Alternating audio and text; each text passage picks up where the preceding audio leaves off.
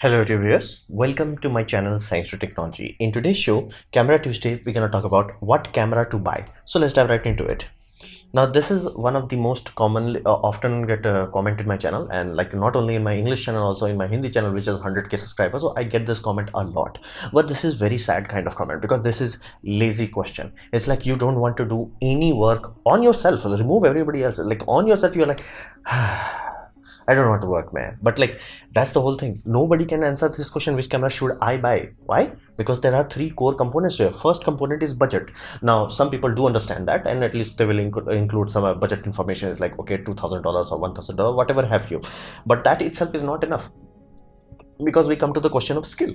Because you could literally have an individual that is using a very bare bones camera equipment and getting amazing result. Now you may be like, what is the mystery? What is the raz? What is the magic behind it? Well, it's skill. If you have a lot of skill, tools become just tools. And if you have a lot of patience, you have like a lot of experience in dealing with messy stuff, and you're trying to figure things out, sort things out, create pipelines so you can manage it, you will have a scenario where even utilizing very basic equipment, you will be a point where you're producing content at a rate that will be like, whoa.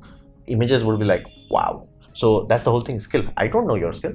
And then we come to needs aspect. Now needs is a very critical aspect. Do you want to do it as professionally? Of course your requirement will be completely different. Do you want to do it as a hobby? Your requirement would be different. Do you want to do it as a something that you seriously want to develop, not as a basic something you do on side once in a month, something that's you do a bit regularly, basically somewhere between completely professional and somewhere between completely novice. So needs is a very critical aspect, because you may have different needs. Now assume in this way, let's say you travel a lot. That's your need. Like you travel a lot, you need a camera that you can carry with you. Now let's say you bought a very GG super awesome full frame very badass lens system. Here still it's too big and too heavy. You are traveling a lot, and you are used to the fact that you're just gonna have one bag. Now you have another bag just for your cameras. That's not comfortable. So you have to balance your needs, your skill set, because if your skill is not very high, which it won't be at your first camera, you will not have skill. You, unless you have studied in some colleges of like photography and all that jazz, you will not have very high skill set.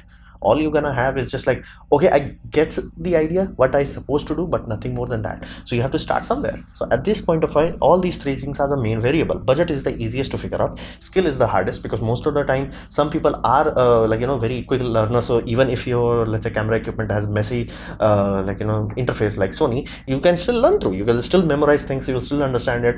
You can deal with it. Or you sometimes you would be like, dude, if it has messy menu, I'm just gonna put the camera in basically Almira. I'm never gonna open it again. Now that has happened with many Nikon owners, simply because Nikon, I'm talking old Nikons, they're really not good. They're like, what the hell, they do not even have live feedback in live view. What the hell? So these three things contribute to a lot to your final decision. Now once people go through that, then they come to second thing, where it's like, I think I know what I want, so I'm taking help of a professional. It's like, which is the best at this price? Again, wrong question, because every camera has trade-off. For example, you may be like, hey, I want to buy this camera, let's say Red Dragon. It's a proper cinema camera, it does everything I want to. It even has global shutter. Now here's the deal: does not have full frame sensor, does not have the shallow depth of field that you can get with a full frame equipment, does not have autofocus. If you're doing a lot of run and gun scenario, you may find it to be very problematic. But on the other hand, let's say somebody is coming from a cinema system where they are used to manual focusing, they have a focus puller who does the job well, they may be like, I'm doing a lot of action, I need to have as little of a rolling shutter as possible. They will pay for that global shutter. So that's the whole thing. Your need is always the paramount aspect of it, because you may have a scenario like, I have a lot of money. Money is no object, which you will be surprised how often that happens. Like, money is never an issue. Unless you're talking indie movies, money is never an issue. And even in modern indie movies, money is no object, because like the amount of camera gear you can get for surprisingly low price is mind-bogglingly nowadays. But there is always a trade-off, and who can figure out like, is this trade-off worth or not? Only you can do that. That's why your needs matter. Sometimes people are like, I want a camera that can shoot 4K at, let's say, 20 FPS or 60 FPS, and it should be like 4K to 10 bit internal. You may think like, this is very precise. It's not precise at all, because you did not specify, do you need autofocus or not? Because if you don't need autofocus, you can get a lot of cameras. Do you need a full frame camera, or a crop sensor will do? And if crop sensor, APS-C or micro four third? You did not specify these things. That's why all cameras have trade-off. You have to sit down and figure these things out. Without it, no matter which person is suggesting you, unless he's your friend, good luck with that. So that's the reality of it. And then the part where I'm like, no, just don't even think about photography. Which lens should I buy? I'm like, that's not one thing, because nowadays, specifically with your mobile phones and all that jazz, you have so much equipment where you can just figure it out. It's like how what kind of photography interests you. For example, when I bought my first camera, I was interested in astrophotography. I've done even some of that. Like, heck, I managed to figure out, like, astrophotography photo of Milky Way from my rooftop, and it's ludicrously light polluted. So did manage to get that was my journey. So I knew from day one I need basically wide field photography, so I need wide angle lenses. Some people are like, birds, they always spend time looking at bird photos on Instagram, so they know for a fact they need telephoto lens or lenses that are fine-tuned for that. So unless you have that, how the heck anybody else can tell you which lens to buy? Like, lens is the one of things that you have to know before you get into it. You mean, like, dude, what kind of photos do I look at? Do I look at portrait photos? Okay, what are the good portrait lenses? That's a good question. Then again, if you spend the time, if you are not acting lazy, you will have answer very quickly nowadays, specifically in the age of YouTube, where every single camera, every single lens has been reviewed 10 to 20 times. So you will get some good perspective, some bad perspective, some pros, some cons, and analyzing all of them together, you will be like, this is exactly what I want, and this is exactly how I'm gonna achieve it. So this is very lazy question. Whenever I see this sort of questions like which camera should I buy, it makes me kind of sad. Then we come to another aspect. Photography has this approach to it nowadays. People think that it's easy. It's just like tuk, tuk. It's not. It's very, very difficult thing, because you have to understand it's a complicated system. Yes, most of it is now automated, but you still have to figure things out. You still, let's say you are using a DSLR, you still have to figure out what is the exposure, because it's not going to show you. And even if you have a mirrorless, where is the focus point? And that's why people want to invest in eye autofocus. Even in eye autofocus, you still need a joystick to move it, because whose person eyes you want to focus on. Sometimes you may want to, let's say a baby's cradled on a mother's arm, you may be like, let's focus on baby's eye, even though mother's size is bigger, and generally camera will focus on that. You have to move focus on this. So these sort of things is something that you have to think about. Of course, like professional photographer or photographers who have been doing this for long enough time, this becomes a muscle memory to them, but it does take a lot of time. It's not something like somebody who's like, take a mobile phone, tuk. That's a completely different thing. So fundamentally, most people do not have the understanding that this is a field. This is something that they know the fact that they pay for photography, but they do not understand that photography is not something that, oh, I failed in life in everything, so now I'm a photographer. It's not like that. You have to be good at it. Then you cannot ever follow someone else's, like, because it's inherently half science, half art. You cannot copy someone else's design. Like, if somebody is like focused on bird photography, and let's say you are focused on architecture, good luck trying to use each other's equipment. You will both will go crazy for that. So that's the whole thing, and it's an expensive commitment. Now this is the part that most people are like very shocked about, because camera companies, again, I do hate what Canon was trying to do. Is like making DSLRs that are like literally cheap, like so cheap, like it's almost bad level cheap, as in like there is an actual risk that if if you shake your camera a bit, the lens mount can literally fall off. So like there is a low price, and then there is cheap that is like dangerously cheap. So I generally stay, make sure people do not go to the very low, because at very low there are compromises that you do not know about, and the moment you start utilizing it, and then the compromise hit you in the face, you will be like, what the hell happened? For example, if you buy very cheap Canon cameras, they do not have flash mounts. You're like, wait a minute, they still look like yeah, the ground prism has been removed, so you have to buy only Canon flashes. And again, you can't afford Canon flash, because if you could afford actual Canon first party flashes, you will not buy Canon's cheap camera. So that's how Canon is trapping you. So that's why it's very specific. Do not buy very cheap camera, neither from basically Canon or Sony or whatever have you. Do not go to the cheapest possible thing, because yes, it does look cheap, but trust me when I say this, more often than not, these cheap equipments generally end up becoming a paperweight. And if you buy into an ecosystem that is not suited for you, no ecosystem is good, no ecosystem is bad. Does it suit you? Yes or no? That's the whole point of it. So if you end up in a system where the ecosystem does not suit you, basically if Nikon should have been a perfect fit for you and you went with Canon, you will be trapped there. It will be like travel. You will be like, I can't buy another equipment because it won't add on to me. I have to sell all this gear, and again, you cannot sell most of your gears at like even 50% of its price. Good luck with that. Like, some lenses do go off for that kind of price, but in India it's very difficult. So you will be stuck. It will be a trap. So you have to spend time to get into ecosystem that is suited to you. Other ecosystems are not bad. It's just, does it suit you, yes or no? And camera could become just a fancy paperweight if you are bad at it. And to give you just a concept, like, just an inkling how complex camera system can be. These are the Canon lens mounts. There is Canon EF, there is Canon EFS, there is Canon EFM lenses, Canon R lenses. All four are a different system, and two of them for different focal different sensor size. So you get the point. Like, there are like literally a lot of issues that you have to go through in order to figure out which lens can work with which camera, because there is another issue that camera will just work. Camera will work, and that is the problem. Like, you may end up buying a Sony full frame, buy a Sony APS-C lens, both will work, but you will never understand. It's like, what the hell, it's not giving me the quality that I expect, because he's using APS-C. Same can happen with Canon also. You can, like, I can still buy a Canon full frame camera and utilize my APS-C lens on it. That, again, there will be loss of quality, but it will work. Then we come to another painful aspect, the practice.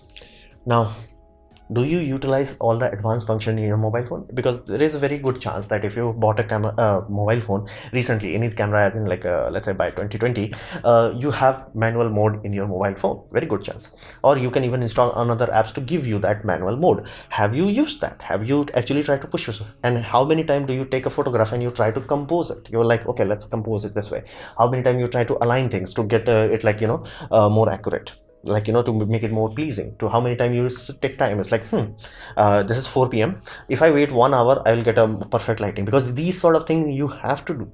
This is not something that's like, because mobile does give a delusion of every Tom, Dick and Harry being a photographer, but that's a very false story. To be a good photographer, where people look at your photo and be like, that's good, that takes a lot of effort, lot of practice. And you know yourself, like, if you are one of those individuals who all they do is take photos, just buy a better mobile phone. Trust me, do not buy a camera, you will regret it. And a mirrorless camera with a good lens, no matter from which brand, no matter from which system, even from Fuji, will be heavy. Now, that heavy part is very difficult to convey, because it's almost like buy a basically water bottle that is 1 liter, fill it up and just hold it like this for as long as you can. Basically, if you can't hold it like this for 15-20 minutes, try to buy a camera that is very lightweight. Now, you get this point, because if you go into a zoo and you're like, taking a photo, photographers have very strong arms, and the arms that do not fatigue easily, because that's their job. That's what they're doing. But if you're doing it as a hobby, you will be shocked very quickly, because first 5 minutes your arms is like, I got this, bro, don't worry about it, I got this. 10 minutes is like, I don't got it. 30 minutes, yeah, just put down your camera, just let it go. So that's one of the things that you have to worry about. And family trips become very painful. Like, I go into family trips, and it's like, I used to carry my camera everywhere, and then I stopped carrying it, simply because it becomes very, very tiring. Every Tom, Dick and Harry will expect you to do a photo, and to do a good photo, again, if you are professional, if you have been doing it for 5-10 years, you will be a point you're like, yeah, this is muscle memory. But again, then there is another aspect. It's like, you are not enjoying the moment, you are just capturing the moment. So you could have a scenario where you went to some place, you were like, whoa, I went to that place and I captured all that, and in your real life you're like, did I actually went there?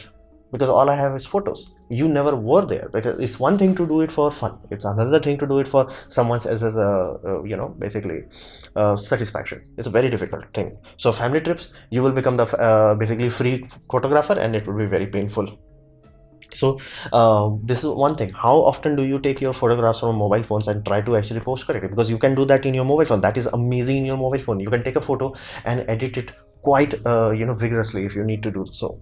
So do you do post processing? Because that's a one absolute step that any professional photographer does, is take a photo and post process the hell out of it. Not because, like, photo is wrong or damaged and all that, just to bring out the things that you want to bring out.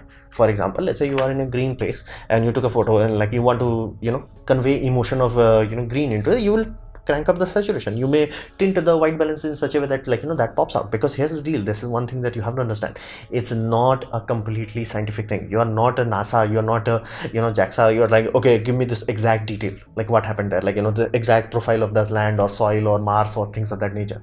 You are in a position where you're selling art. So you capture what was real, and then you tweak it. You're like, how do I present it better, so to say?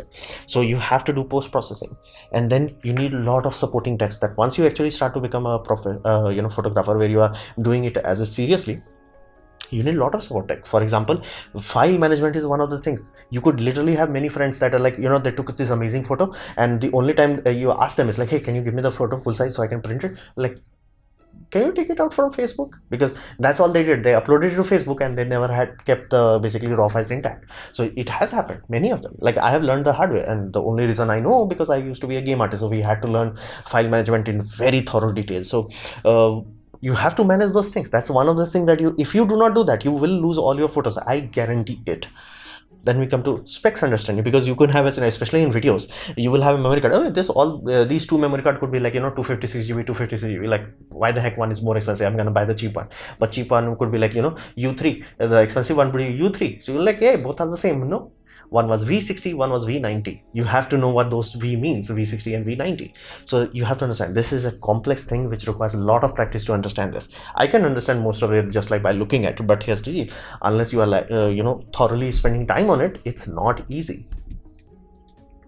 So what are options at the end of the day? Like, let's say as a user you want to jump into the system, what are your options? Well, flat out full frames are generally better long lasting option, because more often than not you will always find people like Micro Four Third. Micro Four Third does have one good option, used to, is that it was light and portable. But point is, Micro Four Third was been run by two companies, Olympus and Panasonic. Olympus has already left the game, and I do not see Panasonic being staying there for much longer. So health wise, ecosystem health wise is not good, but it was really good when it was for portability point of view. So if like many photographers who were like I photographed like using Nikon system my whole life, but now I'm retired, I'm using Micro Four Third. You're like, why? Because I can carry it to the mountain top. That's another thing. You have to carry the equipment. If you can't carry it, there is no point. So that's why generally people go for Micro Four Third when they are doing it professionally. When they are doing it like seriously, they will go Micro Four, basically full frame. Micro Four Third, APS-C generally I want people to avoid, and Micro Four Third simply because Micro Four Third ecosystem health is not good, and APS-C like not really that good, and mobile phones are catching up way too close to it. Now you'll be like, okay, if bigger sensor means better, why don't go to Micro Four, basically medium format? Problem is, medium format is not a format, it's a zone of format. For example, anything that is above full frame and below one large format, aka 1 foot by 1 foot, that would be considered Micro Four Third medium format. And that's why like you will have RE cameras that are like 65 mm. You will have some Fuji camera 45 mm, some face camera that are 55 mm. You're like, wait a minute, all these cameras can claim they be medium format. That's the whole thing. That's so biggest mass produced. So basically the camera you can buy easily, the lenses you can buy easily generally are full frame system. So you can start with Canon EOS RP, or you can start with Sony 7C. They are really good starting points, especially for photography, for very long run, because once you start investing in lens will become your primary objective, and you will be noticing like, hey, all the lenses I bought was full frame. So from my point of view, generally full frame gives you the best stable ecosystem option. And in terms of lens availability, not only from the first party manufacturers, basically Sony, Canon and Nikon, also from Sigma and Tamron, you will have lot of option in full frame.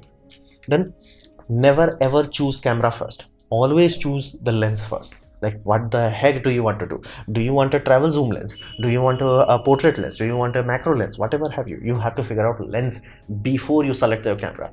Or you could do, all you can do is like select the ecosystem. It's like Sony does what I need to do, or Canon does what I need to do. So select the ecosystem, but then select the lens. Does it company has the lens that you are looking for? Look out for its review, look out how it's performing in real world. Figure out the lens before you buy into the camera system. And right now as an ecosystem, because cameras are not making money as they used to, so health are really not good. Nikon is really not in good position. So Canon and Sony at this point in time is really healthy. So I can easily see them like lasting next 10 or 20 years. But be very mindful, do not cheap out on support. Basically the first thing you have to realize, you have to buy batteries.